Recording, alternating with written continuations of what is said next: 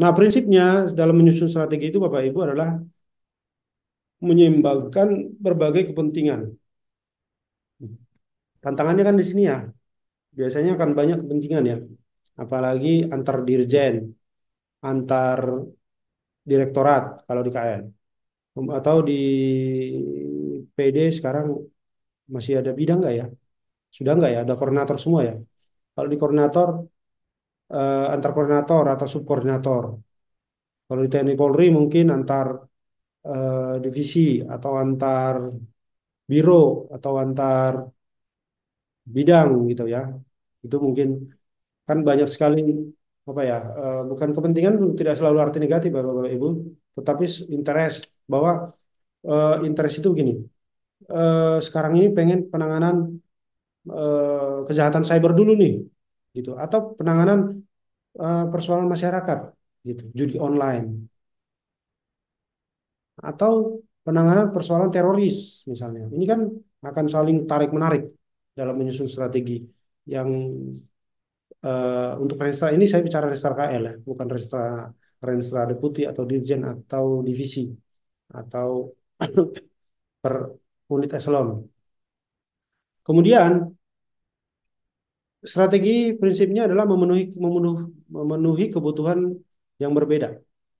Ya tadi menyelesaikan persoalan kemiskinan masyarakat itu tidak hanya satu segmen atau satu satu apa namanya ya, satu bidang kehidupan ya Bapak Ibu. Tidak selalu soal ekonomi kan.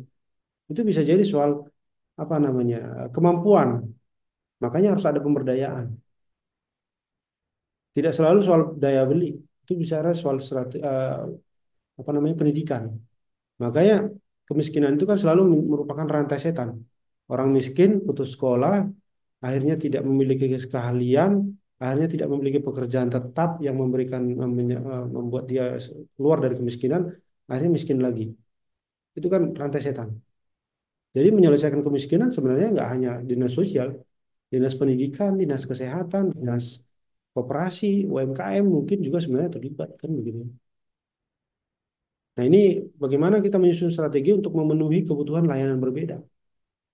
Di sosial itu saya tahu ada kalau nggak salah 40 jenis PMKS, penyandang masalah kesejahteraan sosial. Mana nih yang harus kita prioritaskan?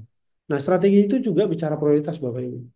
Mana yang kita prioritaskan maka strategi itulah yang paling kita harus rumuskan lebih lebih sungguh-sungguh atau lebih apa ya, komprehensif gitu supaya apa, masalah utama itu bisa terselesaikan.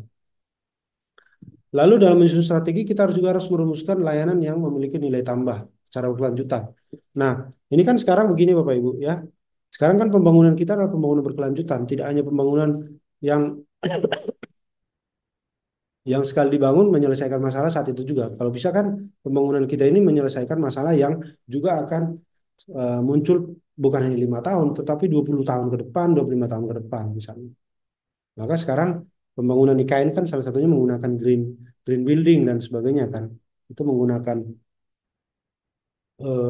apa, pendekatan ekonomi apa, kehijauan ya. Ya karena kita ingin berkelanjutan. Sama juga sebenarnya. Kalau bisa Bapak Ibu punya punya rencana yang demikian, saya yakin setiap 5 tahun itu nggak putus programnya. Walaupun sekarang nggak putus kok sebenarnya, tetapi lebih ke ya target setahun lalu 20 tambah target tahun ini. Apakah program itu menjawab masalah atau tidak? Tapi karena itu sudah rutinitas, kadang-kadang itu dilanjutkan. Tapi itu menurut saya bukan keberlanjutan. Itu lebih kepada apa ya? Sudah habit atau sudah ritual kita selama ini. Tapi kalau berkelanjutan kan, coba kita rumuskan nih strategi. Kalau bisa strategi yang bukan hanya 1 tahun 2 tahun digunakan gitu, trial and error, tetapi yang menyelesaikan bisa masalah berkelanjutan. Sebenarnya pendidikan itu adalah strategi berkelanjutan ya.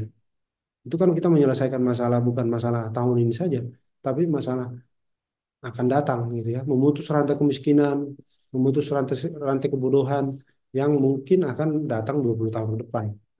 Padahal kita sedang apa namanya menyongsong Indonesia emas gitu ya. Bagaimana ini Indonesia emas kita capai kalau sekarang, kalau kita akui ini pendidikan kita juga sangat complicated ya. Anak-anak sekarang maunya tawuran, maunya instan, kalau bisa bikin tugas pakai chat GPT, akhirnya secara pendidikan, secara intelek itu nggak berkembang.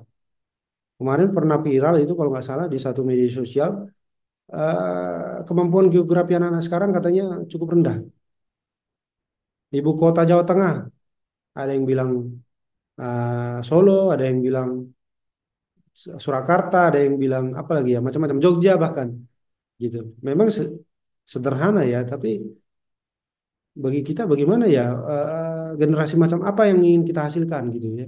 Apakah generasi yang cukup kita pikir karena punya ijazah sehingga kita dengan bangga mengatakan misalnya tingkat apa namanya, tingkat pendidikan di daerah kami itu paling tinggi se-Indonesia karena lulus gitu ya.